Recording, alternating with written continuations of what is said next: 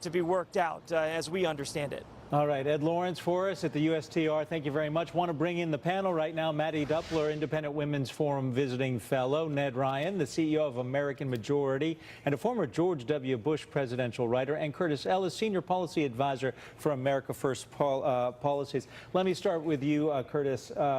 You know, first and foremost, America First is what President Trump ran on, and it seems as if the president's agenda in the confrontations, the showdowns with Mexico, Canada, maybe even China, the strategy is working, or am I wrong? Oh, you're absolutely right. President Trump has finally started to assert American national interests, which is exactly what the Mexicans have done, what the Chinese have done, and what Canada has done. We're seeing the Mexicans now ready to make a deal, particularly on auto parts, for example. As President Trump has said, it used to be we made cars in Flint and you couldn't drink the water in Mexico. After NAFTA, we make cars in Mexico and you can't drink the water in Flint. The Mexicans understand they could lose the auto industry to China the same way Michigan lost its auto industry to Mexico, so they desperately want to make a deal. And the new Mexican president, Obrador, is a populist nationalist like President Trump. So they're looking out for what's in the best interest of Mexico. They know they could be underbid by China, so let's make a deal with the United States and everybody wins. So Mattie, let me bring you into the discussion. China's got to be watching this from the sidelines. Yeah. Do they blink or do they hold steady and you know, we keep ramping up the potential trade tiff with China? Right. It is not a coincidence that the same week Mexico is here negotiating potentially a bilateral agreement with the United States, that China announced its next round of tariffs in retaliation to United States tariffs. And on that list of tariffs, of course, are autos and sedans. So that's something to keep in mind. And China certainly knows exactly where it is trying to put the most acute pressure on the United States. Now, remember, because of the trade imbalance, China and the United States cannot go tit for tat on tariffs. We import way too much from them to be able to do a dollar for dollar exchange. So the Chinese right now are trying to exert the most pressure possible. Because of the negotiations that are happening between Mexico and the United States, I believe they are looking at cars and at auto parts as a way to try and really utilize this opportunity in time as a point of leverage. So we'll see what happens with these Mexico-United States negotiations. Remember, this isn't really NAFTA. NAFTA includes Canada. Right now, it's just Mexico and the United States, and we'll see if an agreement can emerge this week. Yeah, and Ned, that's a good point, because the administration has said it's willing to do a bilateral agreement with Mexico as opposed to a total North American free trade agreement. Let me ask you, is the administration, though, in doing that, if we were to do the bilateral deal and not do something with Canada, are we picking winners and losers? And I ask that because I have very good friends who work at a steel mill in Cleveland, Ohio, which produces steel that's used by Toyota in Kentucky. So is the administration, my friends are doing well, but are they picking winners and losers, especially if we leave out Canada? No, I think in this specific instance, Adam, this is really just about fulfilling a campaign promise in regards to manufacturing jobs. And that's what this is what the negotiations are about with Mexico. They're trying to get more manufacturing jobs back into the U.S. And with Mexico paying their workers $3 an hour to build auto parts, what we're doing is coming in and saying, listen, we have to have an agreement where they're saying 40% of auto parts have to be built in places that are paying $16 an hour, which would mean the United States. And we're also negotiating, saying we want 85% of auto parts to be built in North America. Mexico's coming back and saying 70%. Right now, we're currently at 62.5%, and I think we are going to try and settle for 75%. So I don't see them picking winners and losers. This is about just getting manufacturing jobs back in the U.S. and saying we want a better trade deal. And again, if we can go from 62.5% of auto content being built in North America to 75%, that's a huge win.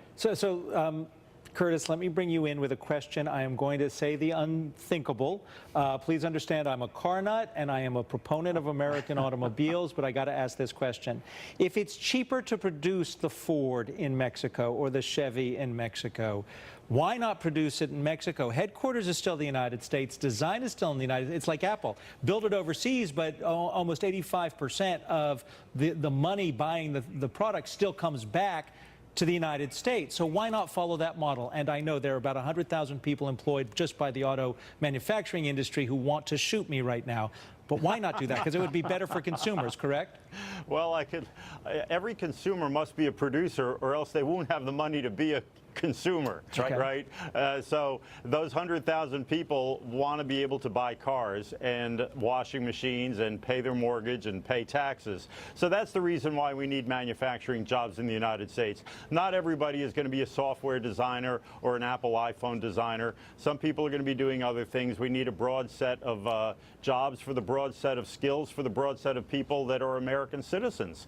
That's the America First agenda, and that's why we need manufacturing jobs in the United States. Mattie, would these kinds of things, as I know, because I am a car nut and I appreciate the work these men and women do, and please forgive me for the question I asked earlier, the 100,000 of you who build the cars, wages have been pushed down in the United States because of the pressure to move jobs to Mexico. Does this reverse that pressure, or would there still be pressure on wage growth for auto manufacturers for the people who do that? So here's the thing. We right now in the United States are at the beginning of a renaissance in both not only manufacturing, but in all business in the United States. For the last several decades, workers have really been at a disadvantage because of our tax code, our regulatory regime, not because of trade, but because we haven't had an environment that's competitive enough for our workers. Now that the Trump administration has reformed the tax code, has dialed back the regulatory regime, we're starting to see wages rise across industries, and that's true in manufacturing as well. Listen, especially in automobile manufacturing, these are highly integrated systems. So you have a lot of car companies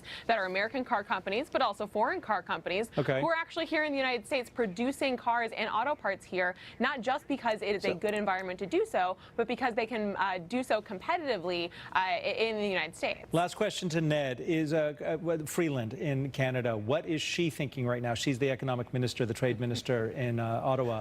What is she thinking as we get, it appears to be we're on the verge of a deal with Mexico? I would hope that she realizes as we're getting better deals with the EU, as we're hopefully going to get a better deal with Mexico. I mean, Trump says what he means and means what he says. We are going to get better deals with Canada, so get ready. He's going to bring all of the clout that he can to the table and say, we've got a great economy. You're going to want to do more business with us. You're going to have to drop your ridiculous tariffs. I mean, Trump's going to bring all of the weight and pressure to Canada and say, let's figure out better deals. So I would encourage her to get ready for some very strong negotiations because Trump is going to push for better deals for the American people. I hear you, and all I got to say is for those of you who know what a Nanaimo bar is, if we can get those included in the deal, they're the best dessert out of Canada, and if you don't know what they are, ask for them. They're amazing. All three of you, thank you for joining us. Thanks, Adam. Thank you. Tribune sues Sinclair for $1 billion. That's after they call off its merger under FCC pressure. Now, the details about all this are coming up. Don't go